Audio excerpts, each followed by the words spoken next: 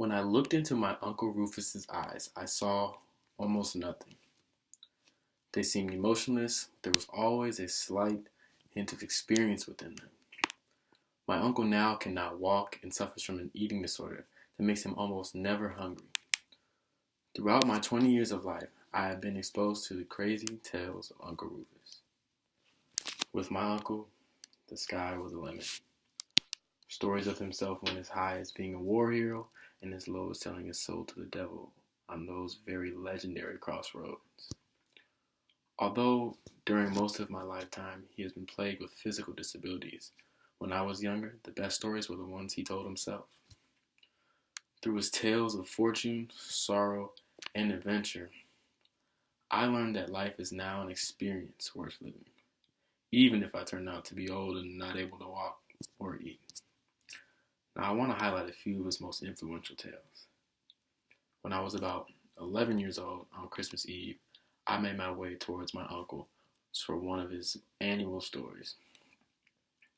This was a tale of sorrow. My uncle, in order to translate to 11-year-old, kept it as simple as possible. It was a tale of brothers in arms. He and a friend who grew close in Vietnam would fight together, but ultimately would not die together. My uncle explained to me that an explosion would kill his best friend in the war. For an 11-year-old, this was hard to hear. I cried. My uncle also then reassured me that life takes away just as it gives.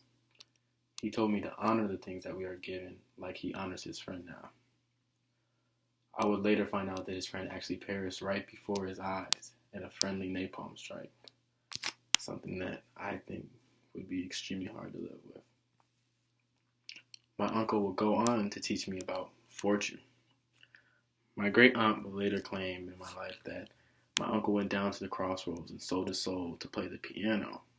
And unlike the usual guitar, I thought it was more interesting because I too could play the piano. Maybe it was changed accordingly for me, but she said that he made a name for himself in the South and amassed a large sum of money that went to the Grand Canyon.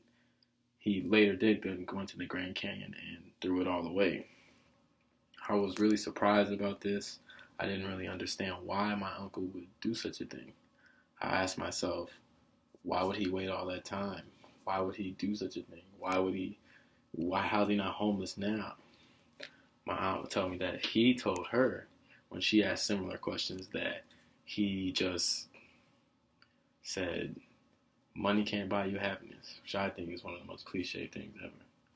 I mean, although I personally believe that this didn't really answer any of my questions, I realized that probably the bigger picture here is to look at the message.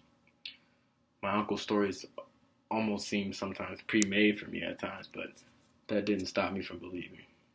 As I got older, me believing turned into beliefs and then morphed into concrete ideals, like the sense that these stories told brought experience into my life.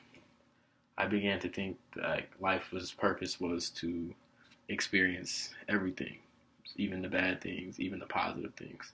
No matter the positive or negative connotation of that experience, life is experience. My uncle both directly and indirectly influenced my life, and despite his old age, I can still see that sparkle of adventure, sorrow, and fortune in his eyes.